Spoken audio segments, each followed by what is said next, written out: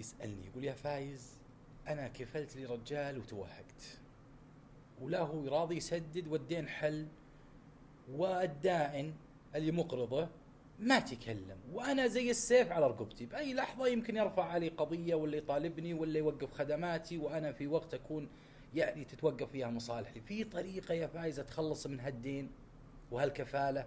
الرجال عنده قدرة مالية ويقدر يسدد، وصاحب الدين ما طالبه والدين حل. وش الطريقة؟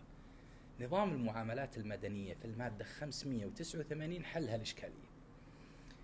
الإجراء اللي تسويه يا أخي الكريم إنك تبلغ الدائن باستيفاء الدين من؟ من المدين اللي هو صاحب الدين، وتقول له يا فلان ترى اللي أنا كفلته عنده قريشات، وأتمنى إنك أنت تطالبه وتاخذ حقك منه عشان أنا أتخلص من هالكفالة اللي معي تنام وتصحى مثل ما يقولون.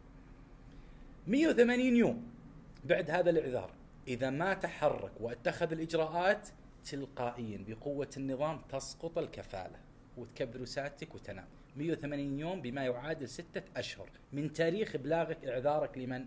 لصاحب الدين اللي هو الدائن. كذا تكون تخلصت من الكفالة. أتمنى أن المعلومة كانت واضحة.